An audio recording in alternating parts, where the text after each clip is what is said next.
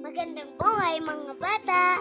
Tara, samahan ninyo akong matuto kasama si Teacher Aika, your online teacher. Please don't forget to subscribe, like, share, and hit the notification bell for more videos. Thank you! Magandang buhay mga bata! Ikinagagalak kong makasama kayo ngayon sa ating aralin. Handa na ba kayo? Kung handa na kayo, simulan na natin. Ngayong araw, ang ating aralin ay may kinalaman sa EPP 5, Agriculture and Fishery Arts, Milk-Based, Weeks 1 and 2. At ito ay may pamagat na Abonong Organiko. Muli, ako si Teacher Aika, ang inyong magiging guro sa araling ito.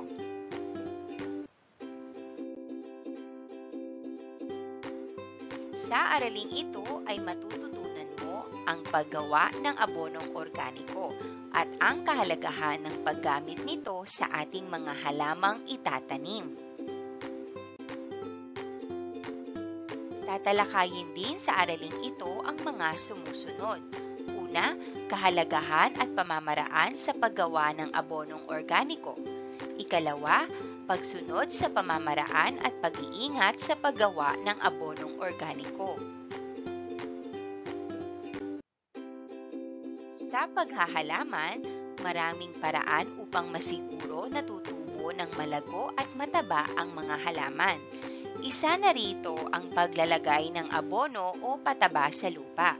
Mayroong dalawang klase ng pataba, ang abonong komersyal at abonong organiko. Ano nga ba ang abonong komersyal?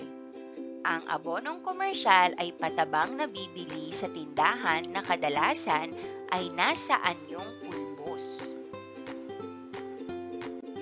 Samantalang ang abonong organiko naman ay libre at nagagawa sa pamamagitan ng composting. Upang mas makatipid ka sa paghahalaman, mas mainam na gamitin ang abonong organiko. Ang mga sariwa o nabubulok na mga basura tulad ng mga balat ng prutas o gulay, dahon ng halaman at mga dumi ng mga hayop, halimbawa, baka, kalabaw at kabayo, ay binubulok upang maging organikong pataba. Narito ang mga kahalagahan ng paggawa ng abonong organiko. Ang paglalagay ng organikong pataba sa lupa ay nakatutulong ng malaki sa mga halaman sa mga sumusunod na kadahilanan. Una, nakadadagdag ng kapasidad na humawak ng tubig ang lupa. Ikalawa, pinalalambot ng organikong pataba at tumutulong ito upang maging buhaghag ang lupa. Ikatlo, pinabubuti ang daloy ng hangin. Ikaapat, pinapalitan rin ito ang mga sustansyang nawawala sa lupa dahil sa paulit-ulit na pagtatanim. Ikalima, nakatutulong rin ito sa mga magsasaka upang makatipid sa gastusin sa paghahalaman. Narito naman ang mga pamamaraan sa paggawa ng abonong organiko sa compost pit.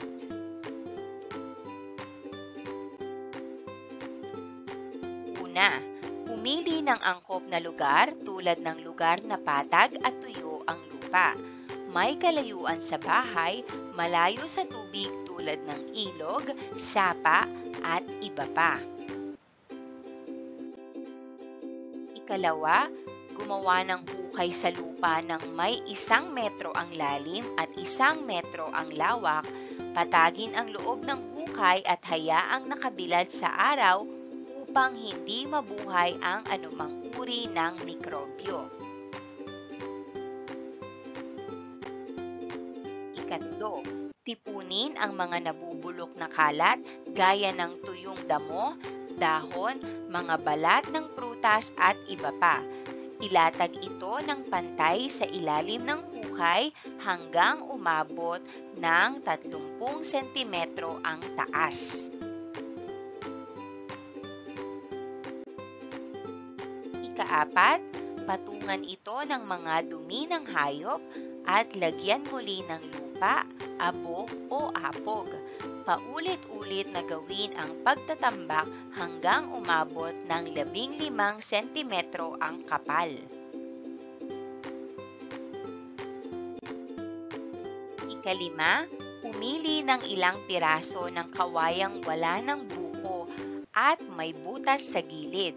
Itusok ito sa nagawang compost pit upang makapasok ang hangin at maging mabilis ang pagkabulok ng mga basura.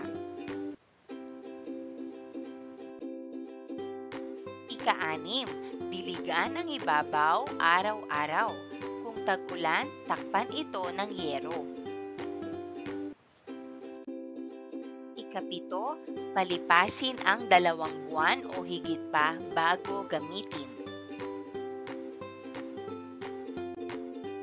Dumako naman tayo sa mga pamamaraan sa paggawa ng abonong organiko gamit ang basket composting.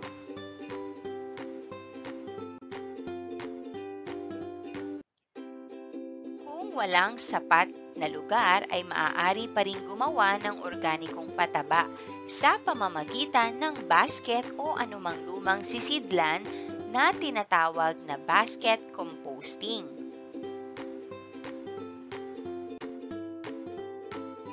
Una, maghanda ng mga lalagyang maaaring i-recycle tulad ng mga pinagpatong-patong na lumang gulong ng sasakyan, lumang drum at iba pa. Ikalawa, ilagay rito ang mga nabubulok na bagay tulad ng dahon, prutas, gulay at mga tirang pagkain.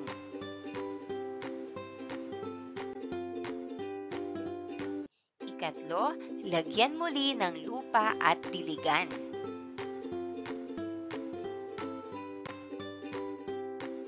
Ika-4, takpan ng dahon ng saging o yero upang hindi langawin.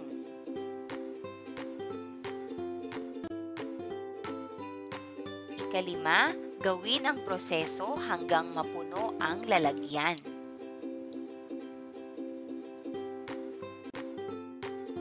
Ika-6, palipasin ang 2 buwan bago gamitin.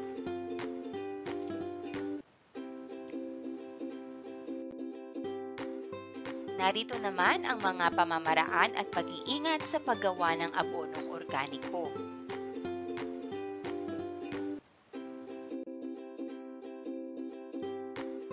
Ang paggawa ng abonong organiko ay maaaring magdulot ng sakit o aksidente sa gumagawa nito, kaya't kinakailangan na sundin ang tamang pag-iingat upang maiwasan ang anumang kapahamakan. Una, gumamit ng mga kasangkapang nasa maayos na kondisyon. Ikalawa, tiyaking angkop ang kasangkapan sa gawaing paggagamitan. Ikatlo, gumamit ng guwantes, mask, bota, plastik na pampatong sa damit at kasuotang may mahabang manggas habang ginagawa ang proseso ng paggawa ng abonong organiko. Ika-4, gumamit ng sombrero o anumang pantakip sa ulo lalo na kung matindi ang sikat ng araw. Ika-5, iwasan ang paghawak o kaya'y pagkukusot ng mga mata habang nagbubukal ng lupa o naglalagay ng abonong organiko. Ika-6, maging maingat sa pagtapak sa lupang basa upang hindi madulas. Ika-7, sa pagbubuhat ng mabigat, tiyaking balanse ang hinahawakan.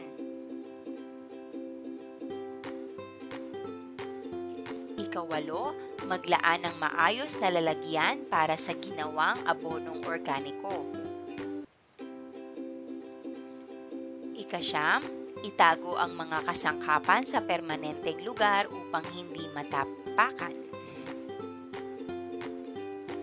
Pagsampu, pagkatapos ng paggawa, maghugas ng mabuti ng kamay at maligo.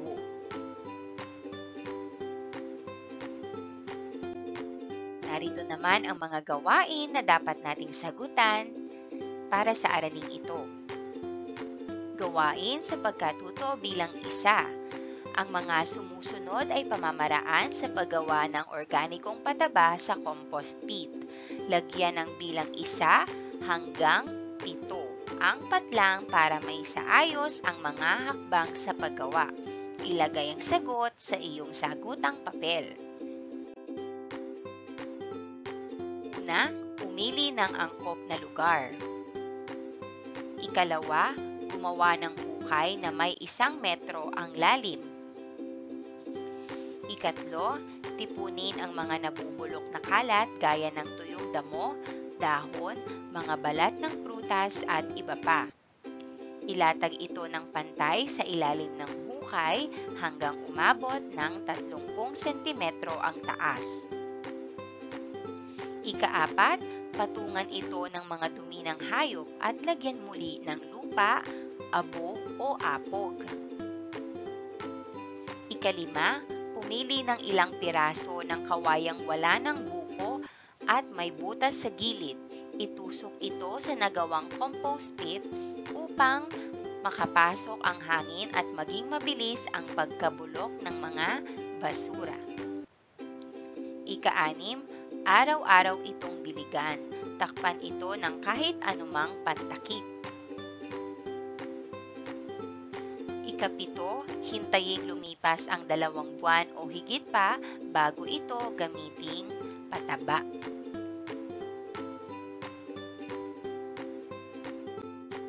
Gawain sa pagkatuto bilang 2. Kopyahin ang mga sumusunod na pangungusap sa sagutang papel.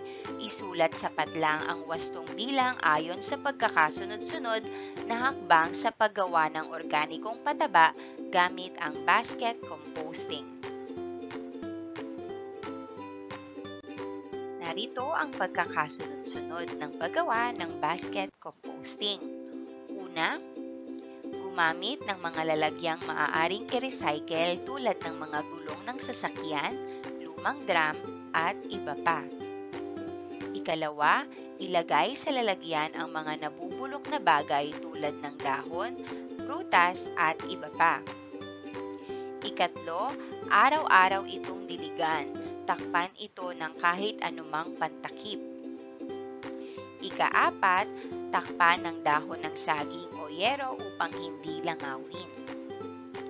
Ika-5, ulitin ang proseso hanggang mapuno ang lalagyan.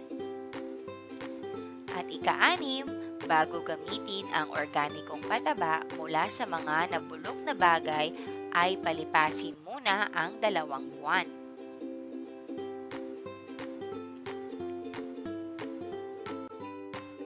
Gawain sa pagkatuto bilang 3. Punan ng angkop na salita o lipon ng mga salita ang padlang upang mabuo ang mga kaisipan ng araling ito.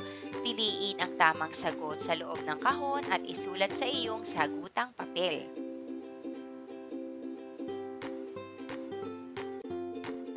Narito ang mga pagpipilian natin. Guantes, pagkakamot, sombrero, maayos, pataba, balanse, paghawak, nakadadagdag ng kapasidad na humawak ng tubig, sustansya, epektibo o maganda, at kondisyon. Simulan na natin. Maaaring maubos ang mga sustansya sa lupa dahil sa paulit-ulit na pagtatanim, kaya dinadagdagan o nilalagyan ito ng pataba upang mapalitan ang mga sustansya. Pinalalambot ng mga abonong organiko ang lupa at pinabubuti ang daloy ng hangin at nakadadagdag ng kapasidad na humawak ng tubig. Ang paggawa ng organikong abono ay kaaya-ayang gawin. Ito'y mahalaga sa paghahalaman sapagkat maaari nitong pagandahin ang kondisyon ng lupa at patabain ang halaman ng walang gastos. Ang abonong organiko ay napatunayang epektibo o maganda sa pagpapalago ng mga pananim. Mahalaga rin na siguraduhing nakasusunod ka sa ligtas na pamamaraan ng paggawa ng organikong pataba. Kinakailangang gumamit ka ng kasangkapang nasa maayos na kondisyon. Habang gumagawa ka ng abonong organiko, nararapat na gumamit ng guwantes, mask, bota, plastik na pampatong sa damit at kasuotang may mahabang manggas. Kapag matindi ang sikat ng araw, makabubuting gumamit ng sombrero o anumang pantakip sa ulo. Iwasan ang pagkakamot o kaya'y pagkukusot ng mga mata habang nagbubungkal ng lupa o naglalagay ng abonong organiko sa lupa. Sa pagbubuhat ng mabibigat, tiyaking balanse ang hinahawakan.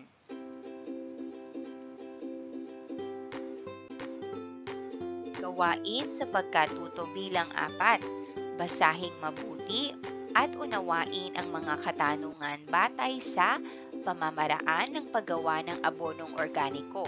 Piliin at isulat ang wastong titik sa inyong sagutang papel. Una, alin sa mga sumusunod na mga hakbang sa paggawa ng abonong organiko ang unang ginagawa? A. Pagsama-samahin ang mga tuyong dahon, bulok na prutas, gulay, tira-tirang pagkain at iba pang nabubulok na mga bagay. B. Araw-araw itong diligan, takpan ito ng kahit anong pantakip. C. Gumawa ng hukay na may 1 metro ang lalim. D. Sa hukay, ilagay o ilatag ang mga nabubulok na bagay hanggang sa umabot ito ng 12 pulgada o 30 sentimetro ang taas. Ang tamang sagot natin dyan ay letter C. Number 2. Kung walang bakanting lupa o espasyo sa bahay, ano ang maaaring gawin upang makagawa ng compost? A. I-recycle ang mga lumang gulong ng sasakyan sa pamamagitan ng pagpapatong-patong para magsilbing hukay ang mga ito. B. Bumili ng lupa sa kapitbahay. C. Gamitin ang batyang ginamit ng iyong nanay sa paglalaba. D. Maghanap ng malaking karton para gawing compost. Ang tamang sagot ay letrang A. I-recycle ang mga lumang gulong ng sasakyan sa pamamagitan ng pagpapatong-patong para magsilbing hukay ang mga ito. Number 3. Alin sa mga sumusunod na pangungusap ang nagsasaad ng kahalagahan ng paggamit ng abonong organiko? A. Ang paggamit ng abonong organiko ay nakapagbibigay ng sapat na ani at nakatutulong sa pagpapalago ng mga pananim. B. Dumarami ang mga insekto sa halamanan kung nilalagyan ng abonong organiko ang lupa. C. Tigang ang lupang nilalagyan ng abonong organiko. D. Nakadaragdag sa gawain ang paggawa ng abonong organiko. Ang tamang sagot ay letrang A. Ang paggamit ng abonong organiko ay nakapagbibigay ng sapat na ani at nakatutulong sa pagpapalago ng mga pananim. Number 4. Ano ang basket composting? A. Paraan ng paggawa ng basket na yari sa yantok. B. Paraan ng pagbubulok ng mga basura sa isang lalagyan na tulad din ng compost pit. C. paraan ng paglalagay ng mga halaman sa basket? O D. Wala sa nabanggit? Ang tamang sagot ay B. Paraan ng pagkakabulok ng mga basura sa isang lalagyan na tulad din ng compost pit. Number 5. Bago gamitin ang mga nabubulok na mga bagay tulad ng dahon, gulay, prutas, tirang pagkain at dumi ng hayop ay kailangang palipasin muna ang blank. A. 2 araw, B. 2 linggo, C. 2 oras, D. 2 buwan. Ang tamang sagot, letrang D. 2 buwan. Number 6.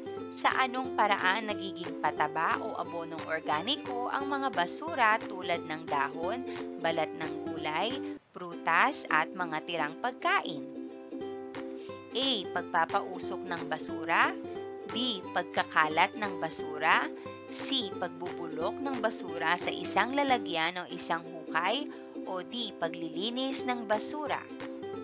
Ang tamang sagot ay letrang C. Pagbubulok ng basura sa isang lalagyan o isang hukay. Number 7. Ang mga sumusunod ay mga pamamaraang nakatutulong upang maiwasan ang sakit o anumang kapahamakan sa paggawa ng abonong organiko maliban sa isa. A. Maging maingat sa pagtapak sa lupang basa upang hindi madulas. B. Sa pagbubuhat ng mabigat, tiyaking balanse ang hinahawakan. C. Maglaan ng maayos na lalagyan sa matatalim na kasangkapan. Letter D. Itago ang mga kasangkapan sa hindi permanenteng lugar. Ang tamang sagot, letrang D. Itago ang mga kasangkapan sa hindi permanenteng lugar. Number 8. Ano ang maitutulong mo upang maging maunlad ang inyong komunidad sa paggawa ng organikong pataba? A. Sa pagtatapon ng basura, huwag ihiwalay ang nabubulok at di nabubulok na basura. B. Tipunin ang mga nabubulok na basura sa bahay at ilagay sa compost pit upang doon ito mabulok. Letter C. Itapon ang mga nabubulok na basura sa ilog. Letter D. Sunugin ang basura sa likod ng bahay. Ang tamang sagot ay letrang B. Tipunin ang mga nabubulok na basura sa bahay at ilagay sa compost pit upang doon ito mabulok. Number 9. Ano-ano ang kahalagahan sa paggawa ng abonong organiko? Una, nakatutulong ito sa mga magsasaka upang mas lumaki ang gastos sa paghahalaman. 2. Pinapaganda ang kapasidad ng lupa sa paghawak ng tubig. 3. Pinalalambot nito ang lupa. 4. Pinapabuti ang daloy ng hangin. At 5. Lahat ng nabanggit ay tama. Piliin lamang ang kahalagahan sa paggawa ng abonong organiko. A. 1 at 2, B. 2, 3, and 4, C. 1, 3 at 4, o D. 5. Ang tamang sagot, letrang B. 2, 3, and 4. Number 10. Ano-ano ang tamang pamamaraan at pag-iingat sa paggawa ng abonong organiko? Piliin lamang ang mga bilang ng may tamang pamamaraan. 1. Tiyaking angkop ang kasangkapan sa gawaing paggagamitan. 2. Gumamit ng personal protective equipment o PPE gaya ng guwantes, mask, bota, plastic na pampatong sa damit at kasuotang may mahabang manggas habang ginagawa ang proseso ng paggawa ng abonong organiko. 3. Gumamit ng sombrero o anumang pantakip sa ulo lalo na kung matindi ang sikat ng araw. 4. Maging mabilis sa pagtapak sa lupang basa upang hindi madulas. A. 1 at 2, B. 1, 2, and 3, C. 1, 2, and 4, or D. Lahat ng nabanggit? Ang tamang sagot, B. 1, 2, and 3.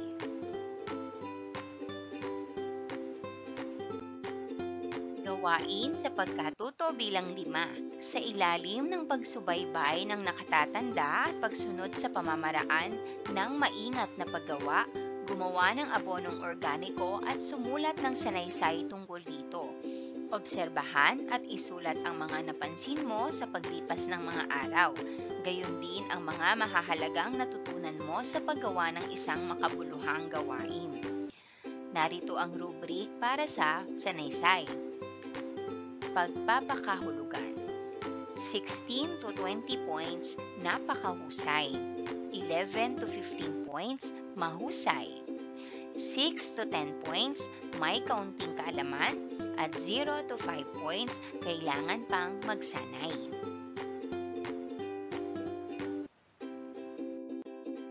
Narito naman ang pamantayan sa paggawa. Ikaw ay bibigyan ng 1 puntos hanggang 5 puntos bawat bilang. Number 1, na ilalahad ang pamamaraan sa maingat na paggawa ng abonong organiko. Number 2, natatalakay ang mga wastong pamamaraan sa paggawa ng abonong organiko. Number 3, na ibibigay ang kahalagahan ng paggawa ng abonong organiko sa iyong pamilya at komunidad. Ika-4, na itatala ang mga aral na natututunan sa paghahanda ng abonong organiko. Mahusay mga bata! Tapos na tayo sa ating aralin sa EPP 5, Agriculture and Fishery Arts, Weeks 1 and 2, MELD Base. At ito ay may pamagat na abonong organiko. Binabati kita dahil sa napakahusay mong pagsagot sa mga tanong. Muli, ako si Teacher Aika, ang inyong guro ngayong oras na ito. Hanggang sa muli nating pagkikita, paalam!